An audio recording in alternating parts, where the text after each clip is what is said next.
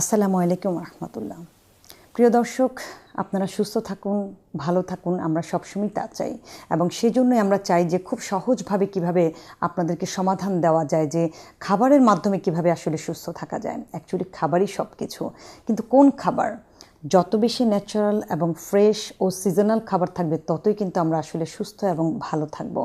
আমরা অনেক ধরনের কাজ করি, এক একজনের কাজের প্যাটার্ন বা ধরন অনেক বিভিন্ন রকমের থাকে। কেউ খুব পরিশ্রম করতে হয়, কারো তেমন একটা পরিশ্রম করতে হয় না, কেউ অনেক বেশি পরিশ্রমের কারণে টাইম মেনটেন করতে পারে না, যার কারণে তার প্রপারলি খাওয়া হয় না এবং সে খুব টায়ার্ড হয়ে যায়। অর্থাৎ জীবনের প্রয়োজনে বা রেসপন্সিবিলিটির কারণে বা এফেকশনের কারণে সাইকোলজিক্যালি আমরা যে রেসপন্সিবিলিটি নেই যে এই কাজটা আমাকে করতেই হবে, শরীরের উপর অনেক জোর খাটিয়ে অনেক সময় অনেক কাজ আমরা করে ফেলি, কিন্তু দিন শেষে যখন বাড়ি ফিরি তখন অনেক ক্লান্ত হয়ে যায় বা একটা নির্দিষ্ট সময়ের পর দেখা যায় যে আর আমরা লোড নিতে পারছি না। অথচ বয়স কিন্তু তেমন হয়নি, হয়তো 25, 30 বা 40 বছরের মধ্যেই আমরা অনেক ক্লান্ত হয়ে যায় কাজ করতে গিয়ে। কিছু খাবার আছে যে খাবারগুলো আপনাকে দীর্ঘ সময় ক্লান্তি দূর করে রাখবে বা আপনাকে এনার্জেটিক রাখবে, যে খাবারগুলো আপনার খাদ্য তালিকায় রেগুলার রাখার চেষ্টা করবেন এবং খেয়াল করে দেখবেন এই খাবারগুলো আসলে আমাদের থাকে না। খুব সুপার ফুডের মধ্যে আমি ফ্রুটসের মধ্যে যদি আমি বলি তাহলে কলার কথা বলবো। রিচ পটাশিয়াম থাকে এবং আমাদের এখানে কলার মধ্যে যেহেতু ফ্রুক্টোজ থাকে যেটা ভেঙে গ্লুকোজ এবং গ্যালাক্টোজ তৈরি হয়, সো এটা আপনাকে ইনস্ট্যান্ট এনার্জি দিবে, লং টাইম এনার্জি দিবে। ডিমের কথা বলবো, সবচেয়ে উচ্চমানের প্রোটিন থাকে।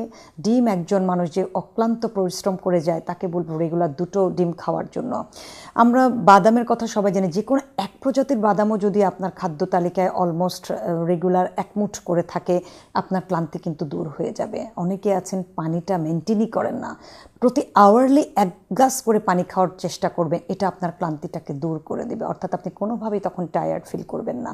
যারা সকাল থেকে কাজ শুরু করেন তাদেরকে বলবো যে হাই ফাইবার সমৃদ্ধ সিরিয়াল বা কার্বোহাইড্রেট নেওয়ার জন্য, যেমন ওটসের কথা বলি, এটা খুব জনপ্রিয়। ওটসটাকে যদি বয়েলড করে নেন, তার সাথে যদি একটু টক দই মিক্সড করেন অথবা একটু দুধ মিক্সড করেন, পাশাপাশি যদি সিজনে কলা কেটে দেন বা খেজুর কেটে দেন অথবা অ্যাপেল কেটে দেন, বাদাম দিয়ে দেন, কিশমিশ দিয়ে দেন, এই যে একটা রিচ খাবার আপনি সকালবেলা খেলেন, আপনি দেখবেন যে লং টাইম সে আপনাকে কতটুকু এনার্জি দেয়।